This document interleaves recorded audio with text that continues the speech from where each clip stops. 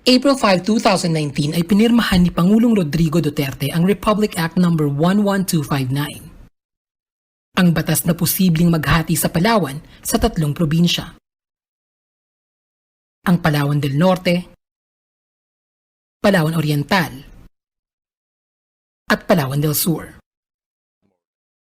Noong nakaraang taon ay pagbobotohan dapat ng mga apektadong lugar ang magiging desisyon. Subalit dahil sa COVID-19 pandemic, ay ipinagpaliban muna ito. Hango sa salitang Chinese na Palau Yu, ang ibig sabihin ng Palawan ay Land of Beautiful Safe Harbor. In terms of land area, ito ang pinakamalaking probinsya sa buong Pilipinas. Binansagang last frontier, ang sangtuwaryo ng yaman at pambihirang ganda ng kalikasan at tahanan ng mga pinakamagagandang isla sa buong mundo.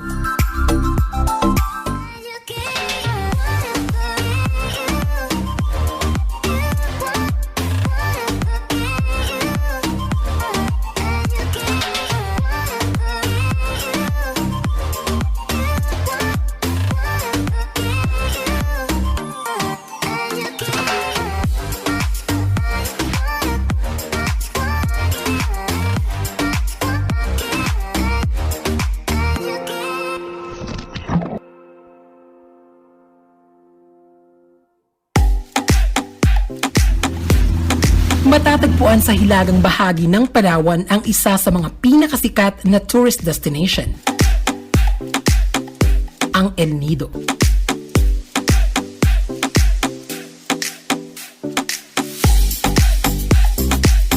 Mahigit 200 kilometro ang layo nito mula sa Puerto Princesa, kung saan kadalasang nagmumula ang mga turistang nanggagaling sa iba't ibang parte ng mundo. Sa madaling salita, bago marating ito ay kailangan pang bumiyahe ng halos 6 na oras sakay ng public transportation. Ang El Nido ay mayroong 45 isla. Mga islang sa unang kita mo pa lang, siguradong ikay mapapa-wow sa ganda.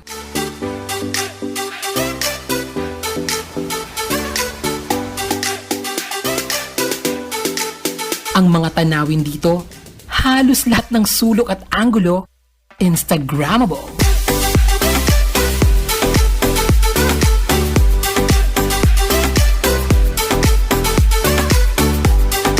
Sa dami ng unique spots at pwedeng gawing activities, ay talagang lilipas ang oras nang hindi mo namamalayan.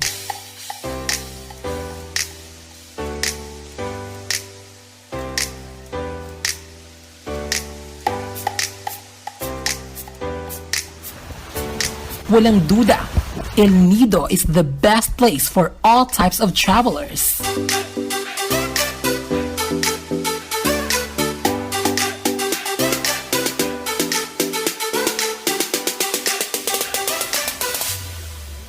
Mapa-adventurous man? So I'm already here at the secret beach.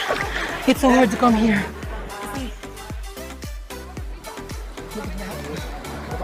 That's the only way that you can come here, so it's going to be very hard.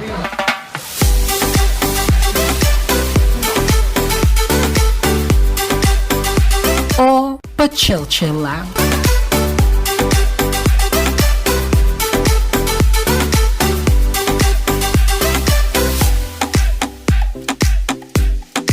May bonus pa para sa mga mahilig sa climbing dahil nandito din ang Taro Cliff, kung saan ang peak ay ang overlooking view of real-life paradise.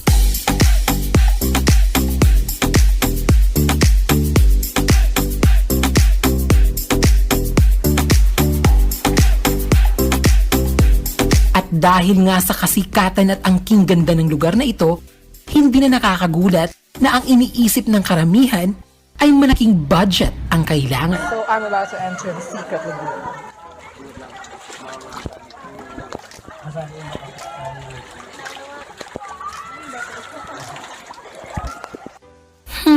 Not really. Dahil ang mga tour package dito, Maliban sa buong araw na Paradise Island experience na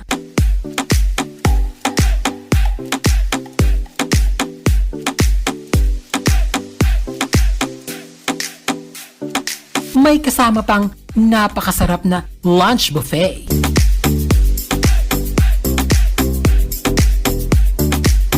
Sulit na sulit!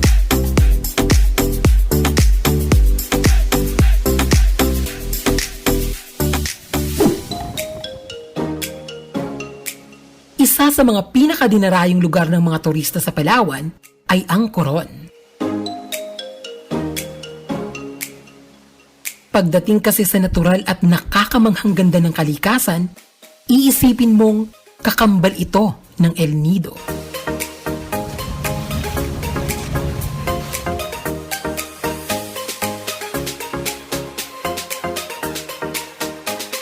Mula sa gateway nitong Busuanga Airport, ay less than 1 hour lang ang biyahe papunta sa Coron Town proper.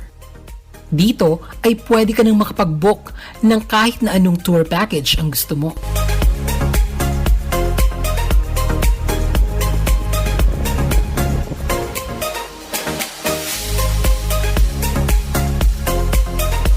Tulad ng El Nido ay kasama na din sa babayaran ang napakasarap na lunch buffet. Pero dito sa Coron, pagdating sa island tours options, ay mas madami ang pagpipilian.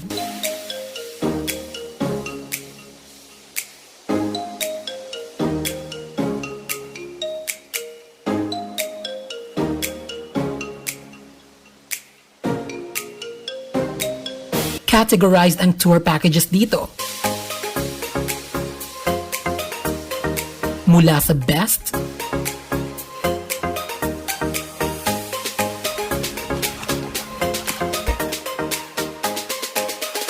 hanggang sa best of the best islands, depende sa budget at haba ng bakasyon mo.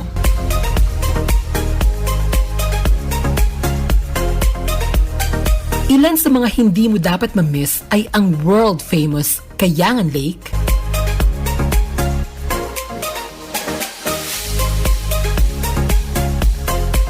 at ang makasaysayang sunken Japanese wreck na ito.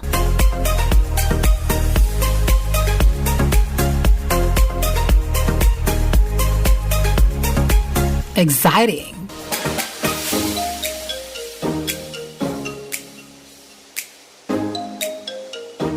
Subalit hindi lang ang wonderful islands na ito ang pwedeng i-explore.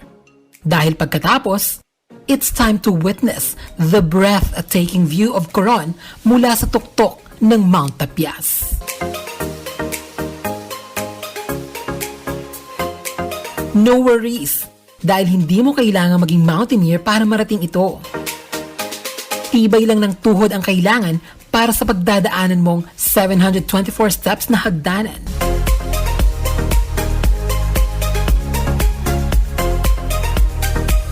$15 to 20 minutes away naman sakay ng tricycle ay ma-experience ang incredibly relaxing, makinit hot springs.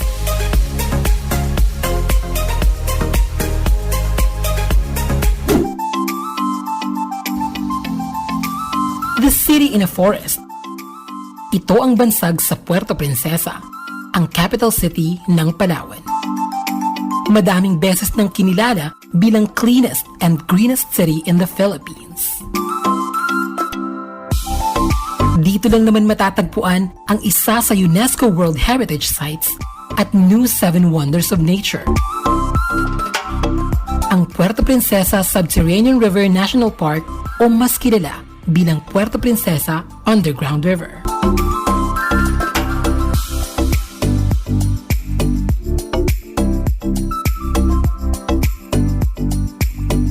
Sabi nga nila, pag bumisita ka sa Palawan, this God's gift should be the first on the list.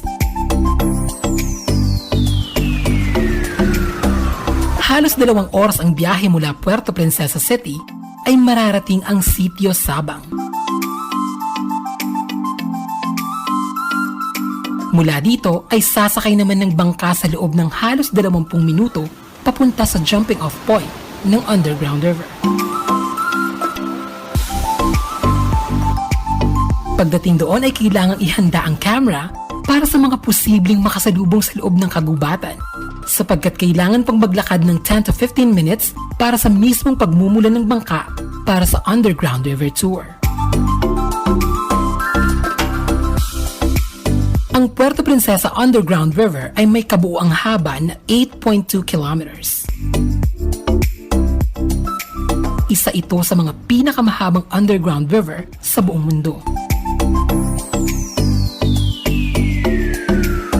Sa bungad pa lang ng kuweba nito ay agaw pansin na ang mga kakaibang rock formation.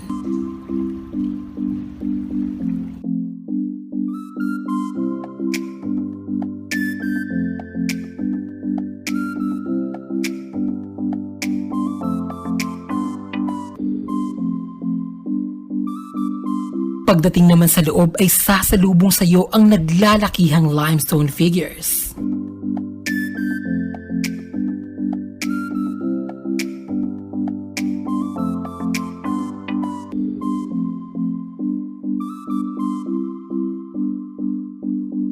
Stalactites, stalagmites.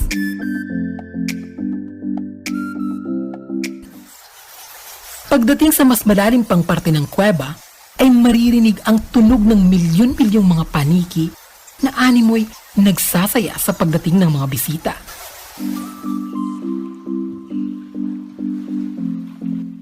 Maliban dyan, base sa discoveries ng mga scientists, ay mayroon ding marine life at madami pang klase ng living organisms ang nasa loob nito, na dahil sa limitadong paggamit ng ilaw ay bihira ng makita ng tao.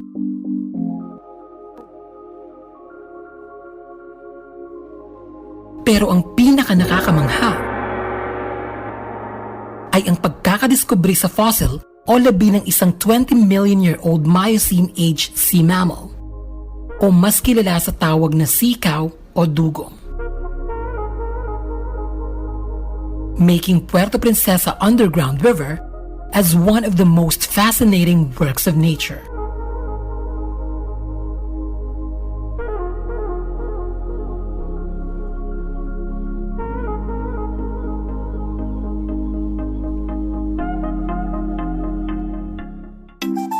El Nido, Coron,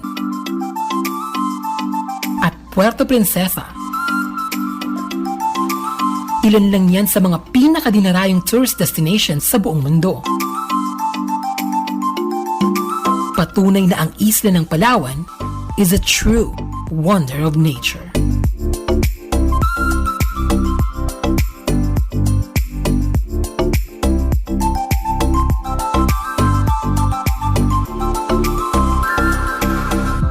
Nag-enjoy ba kayo? Feel free to explore this channel. Here's another one. And for more informative and entertaining videos, subscribe here. Thank you so much for watching.